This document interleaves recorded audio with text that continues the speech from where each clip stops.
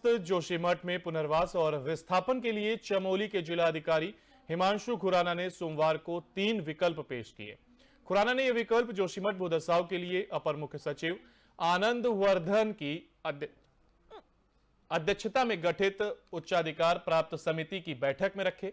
प्रदेश के आपदा प्रबंधन सचिव रंजीत सिन्हा ने यहां संवाददाताओं को बताया कि पहले विकल्प के तहत प्रभावित भूमि या भवन मालिकों को एकमुश्त समाधान देते हुए उन्होंने नुकसान के मुआवजे के रूप में निर्धारित मानकों के अनुसार भुगतान किया जाएगा। दूसरे विकल्प के तहत प्रभावित भूमि या भवन मालिकों को प्रभावित भूमि के सापेक्ष गृह निर्माण के लिए निश्चित अधिकतम 100 वर्ग मीटर क्षेत्रफल तक की भूमि दी जाएगी और प्रभावित भवन का मुआवजा दिया जाएगा।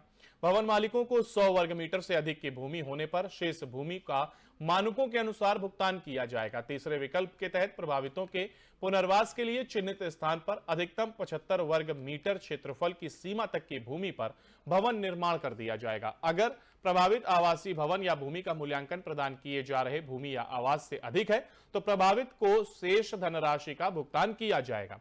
हालांकि सभी तीनों विकल्पों में संपूर्ण भुगतान पाने या भूमि या भवन आवंटित किए जाने से पहले प्रभावित को अपनी भूमि या भवन की रजिस्ट्री राज्य सरकार के पक्ष में करनी होगी। सचिव ने बताया कि जिलाधिकारी के सुझाए गए तीनों विकल्पों को राज्य मंत्रिमंडल के सामने पेश किया जाएगा और इसके बाद ही कोई निर्णय लिया जाएगा। जोशीमठ में प्रभावित लोगों के सामने 3 ऑप्शन पेश किए गए हैं। सरकार के पक्ष में जमीन की रजिस्ट्री करनी होगी और ये डीएम है हिमांशु खुराना ने ये जो 3 विकल्प पेश किए हैं और विकल्पों को राज्य मंत्रिमंडल के ये सामने पेश किया गया है। साथ ही जोशीमठ में जो प्रभावित लोग हैं उनके सामने ये 3 ऑप्शन रखे गए हैं और मंत्रिमंडल के सामने इनको पेश किया जाएगा। जो ये तीनों सुझाव दिए गए जिलाधिकारी के सुझाए गए तीनों विकल्पों को राज्य मंत्रिमंडल के सामने पेश किया जाएगा, जिसके बाद ही इस पर मोहर लगेगी।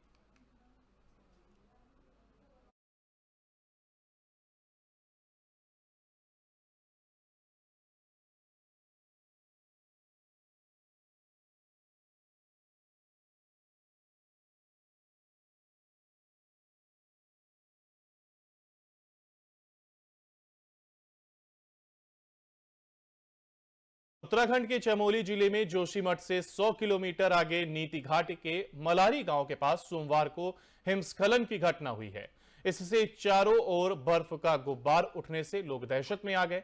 मलारी गांव के पास आए हुए इस हिमस्खलन का एक वीडियो भी सामने आया है। वीडियो सोमवार सुबह लगभग 7:30 बजे का बताया जा रहा है। इसमें ग्लेशियर का हिस्सा टूटकर कुंती नाले में समाता हुआ दिख रहा है। यह नाला भारत चीन सीमा को जोड़ने वाले बॉर्डर की सड़क पर है और इसके बाद से इलाके में अफरा तफरी का माहौल है। हालांकि इस क्षेत्र में यह कोई पहली घटना नहीं है। इन दिनों यहां सेना, आईटीबीपी के जवान और बीआरओ के कर्मचारी तैनात रहते हैं। घटना के बाद से चमोली जिले का आपदा प्रबंधन विभाग अलर्ट मोड में है और हिमस्खलन की इस घटना की जानकारी जुटाने में लग गया है। मलारी गांव से पहले ही यह हिमखंड टूटा होने की जानकारी मिली है। हिमखंड टूटने से यहां लोग दहशत में आ गए हैं। हालांकि अभी किसी तरह के कोई नुकसान की खबर जरूर नहीं है। जोशीमठ से 100 किलोमीटर की दूर हिमस्खलन से लोग दहशत में जरूर नजर आ रहे हैं, लेकिन यह कोई पहली घटना वहां पर नहीं है। जोशीमठ में से ये 100 किलोमीटर दूरी का यह हिस्सा है जहां पर भारत चीन का यह बॉर्डर भी लगता है और हिमस्खलन की जो तस्वीर सामने आई है वो बेहद भयावह है और इसको देखकर लोग हालांकि डरा हुआ अपने आप को जरूर महसूस कर रहे हैं।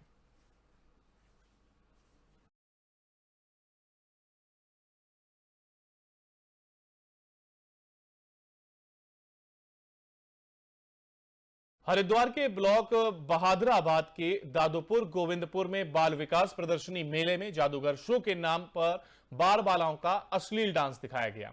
अक्सर देखा जाता है कि किसी भी मेले के आयोजन के लिए दिए गए अनुमति पत्र में मेले के अंदर किसी भी तरह का वैरायटी शो, अश्लील डांस या किसी भी तरह के सट्टे पर पाबंदियां लगाई जाती हैं। मेले में ऐसी गतिविधियों पर ठेकेदार के खिलाफ कार्रवाई की बात भी कही जाती रही है, लेकिन इसके बाद भी मेले में जादूगरी के नाम पर पर्दे के पीछे बाल बालाओं का अश्लील डांस चलता रहता है। नियम कानून को ताक पर रखकर मेला ठेकेदार द्वारा प्रशासन के आदेशों की खुलेआम धज्जियां उड़ाते नजर आते हैं और इसी की एक बानगी यहां पर भी देखने को मिली। औली में और ये देहरादून में इस तरीके की तस्वीरें अब सामने आई हैं जहां पर जादूगर का एक शो रखा गया और इसके नाम पर वहां पर बाल बालाओं ने डांस किया है, जिसकी तस्वीरें भी अब वायरल हो रही हैं।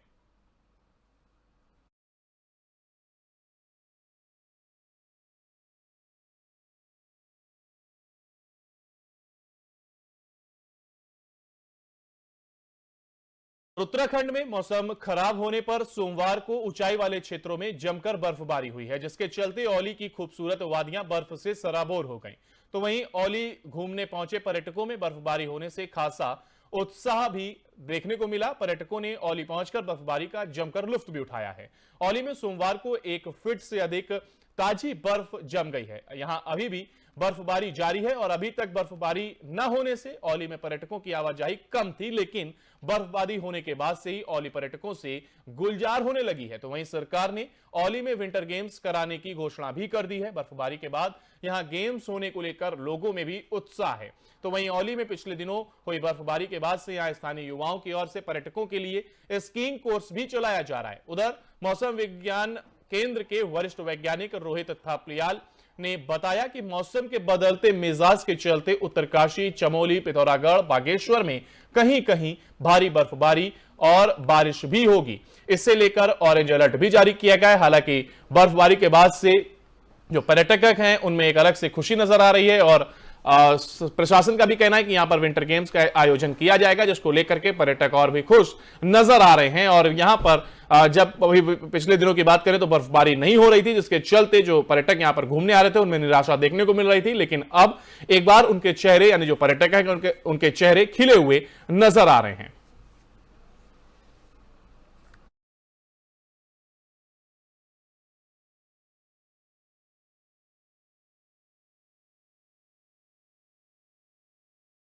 भगवानपुर के लंकेश्वरी औद्योगिक क्षेत्र में स्थित पंखा बनाने वाली एक कंपनी में आग लग गई। आग लगने के दौरान 3 महिला समेत 4 लोग इसमें झुलस गए।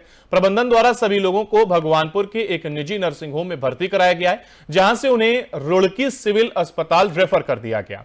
बताया गया है कि टिबरीवाल कंपनी में सुबह 11 बजे ओवन में आग लग गई, जिसमें 22 वर्षीय राजू, 45 वर्षीय रामवती, 40 वर्षीय लाजमा, 47 वर्षीय अनीता मामले की जानकारी दमकल विभाग को दी गई। दमकल विभाग में पहुंचकर आग पर काबू पाया और वहीं कंपनी के एचआर मैनेजर राजकुमार सिंह ने बताया कि आग लगने से 4 लाख के आसपास का नुकसान हुआ है और बाकी अभी नुकसान का आकलन किया जा रहा है और घायलों को अस्पताल में भर्ती करा दिया गया है, जहां पर उनका उपचार जारी है। हालांकि फैक्ट्री में आग लगी थी और आग लगने का कारण ओवन में जब ये आग लगी तो उसकी चपेट में आने से फैक्ट्री में भी आग लगी और इसमें कई लोग झुलस गए, जिनको अस्पताल में भर्ती कराया गया है और उनका इलाज जारी है। महिला समेत 4 लोग इसमें झुलसे हैं और साथ ही एचआर का कहना, एचआर जो मैनेजर है उसका कहना है कि 3 से 4 लाख का नुकसान हुआ है और भी इसका जो राशि है कि कितना नुकसान हुआ है इसका आकलन लगातार अभी किया जा रहा है।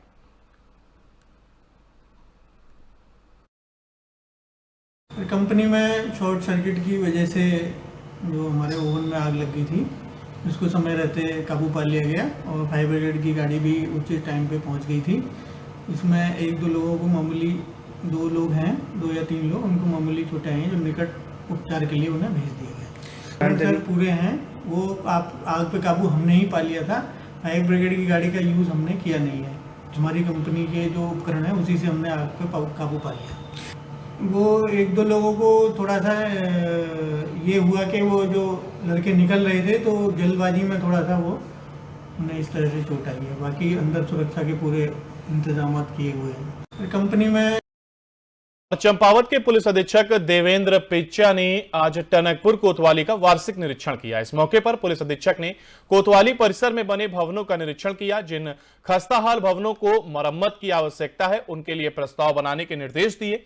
मीडिया को जानकारी देते हुए पुलिस अधीक्षक ने बताया कि आज उनके द्वारा टनकपुर कोतवाली का वार्षिक निरीक्षण किया गया, जिसमें कोतवाली भवन और सभी दस्तावेजों के साथ माल खाने का भी निरीक्षण किया गया और सभी मायनों में कोतवाली का कामकाज ठीक पाया गया। साथ ही साथ जो भी उन्हें खामियां नजर आई उसको दुरुस्त करने के निर्देश भी दिए गए हैं। पुलिस अधीक्षक ने यह निरीक्षण किया, जिसके बाद ये जो खामियां उनको वहां पर नजर आई उसको लेकर के निर्देश दिए गए हैं। कोतवाली परिसर का निरीक्षण किया गया और इस दौरान उन्हें काफी चीजें संतुलित नजर आई हैं और ठीक ठाक अवस्था में मिली हैं। हालांकि जो छोटी मोटी कमियां उनको नजर आई उसको दुरुस्त करने के निर्देश जरूर दिए गए हैं।